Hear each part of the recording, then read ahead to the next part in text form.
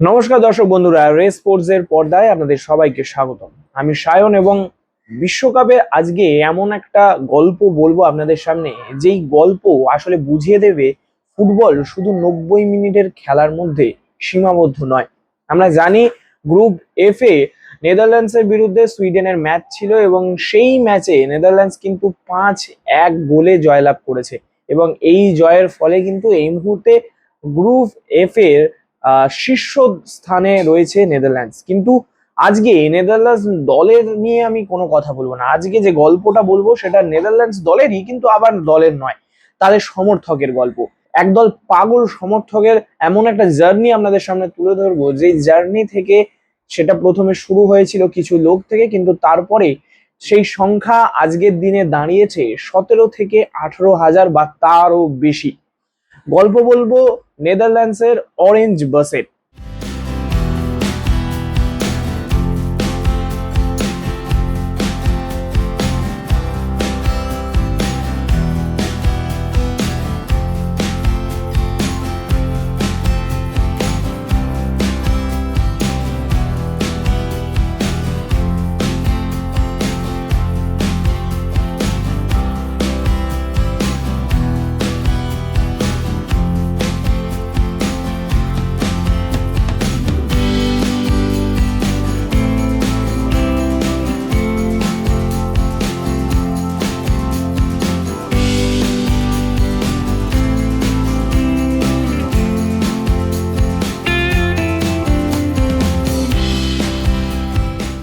Football শুধুমাত্র 90 মিনিটের খেলা নয়, কখনো কখনো তা হয়ে ওঠে এক চলমান উৎসবের নাম।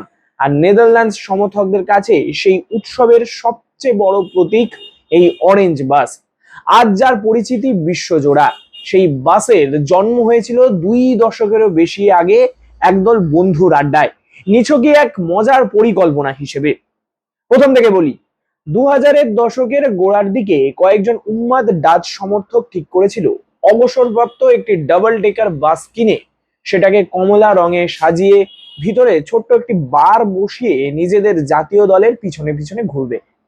বিয়ারের গ্লাস হাতে শুধু এই যে শুরু হওয়া এই জার্নি বা এই ভাবনা ধীরে ধীরে রূপ নেয় এক ঐতিহ্যের। সময়ের সঙ্গে বদলেছে বাসের চেহারা, শক্তিশালী লাউডস্পিকার, ঝলমলে সাজসজ্জা আর হাজার হাজার সমর্থকের মিলনস্থল হয়ে ওঠে এই অরেঞ্জ বাস। যে শহরেই নেদারল্যান্ডস খেলতে নামে, সেখানেই স্টেডিয়ামের পথে কমলা জার্সিধারী সমর্থকদের পদযাত্রার নেতৃত্ব দেয় এই বাস। এবং এই মুহূর্তে দাঁড়িয়ে এই যে বাস নেদারল্যান্ডসের যে পদযাত্রার নেদারল্যান্ডস সমর্থকদের যে পদযাত্রার সাক্ষী হচ্ছে, তার পেছনে কিন্তু 18 থেকে 19 হাজার সমর্থক থাকছে এই বাসের পেছনে। ফলে এই বাস আর শুধুমাত্র কোনো যানবাহন নয়, বরং যে এই ডাচ অরেঞ্জ লেজিয়ন তাদের প্রাণ কেন্দ্র হয়ে উঠেছে।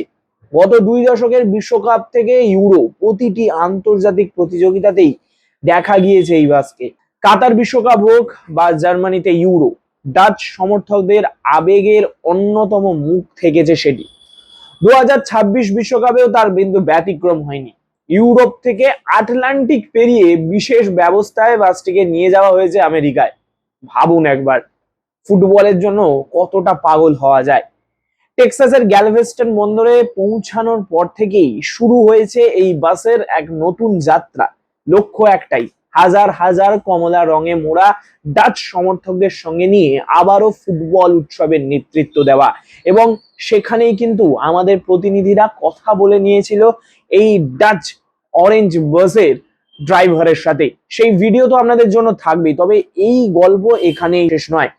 এক সময় যা ছিল কয়েকজন বন্ধুর হাসি ঠাট্টার ফসল, আজ সেটাই বিশ্ব ফুটবলের অন্যতম পরিচিতি সমর্থক সংস্কৃতির প্রতীক। মাঠে নেদারল্যান্ডসের ফুটবলাররা লড়াই করেন, আর মাঠের বাইরে সেই লড়াইয়ের আবেগের বাঁচিয়ে রাখে এক বাস, ডাচ অরেঞ্জ বাস, যা এখন আর শুধু বাস নয়, ডাচ ফুটবলের চলমান ইতিহাস। এই বাসের ড্রাইভারের সাথে কিন্তু আমাদের প্রতিনিধিরা কথা বলে নিয়েছিল, সেই ইন্টারভিউ থাকছে এই ভিডিওতে। All right, we're with the official driver of the Orange Bus. Welcome to Texas. Welcome to Galveston. Can you tell us what year this vehicle is, and tell us a little bit about it for those of us who are in the U.S. and don't know a bunch. And now it's the first time the bus is in the U.S. and a lot of people won't have the bus here also. And also the Dutch football organization, and that's the reason. Yeah, we decided we go. We must go. All right, good. Tell me a little bit about what the commands here. Tell us what we got. Anything? First of all, this seems to be on the wrong side. Yeah, I know it is because it's an English bus, and that's the reason. England. Yeah. All the driver's wheels are on the right side. Yeah. What about the marches, the parades before the game? Yeah. How many people do you think you're going to get behind you? Here in the US, I believe around 15,000, 17,500. Maybe in half final, some more, because everybody wants to go also walking with the parade, also together with us. And that's, it's amazing to do that one time in your life. Yeah. And that's the reason, What's the biggest crowd you've led? The first time that we have the biggest parade is in Switzerland in 2008, and they're walking around 120,000 people behind the bus, and it was amazing really. And also the organization in that time was not so good as now. Okay. It was in the begin stadium, and it was really terrible to driving that time. But now, after years, the organization is better and it's growing. And now, on this moment, the organization is so good. There are walking a lot of people from the Dutch football organization behind the bus. And they hold all the people behind the bus. Sure. And in that time, they're walking on the front of the bus, behind the bus, everywhere. And it was really dangerous to driving that time. What about from here? From here, are you driving to Dallas for that match? Yeah, on Saturday we're driving.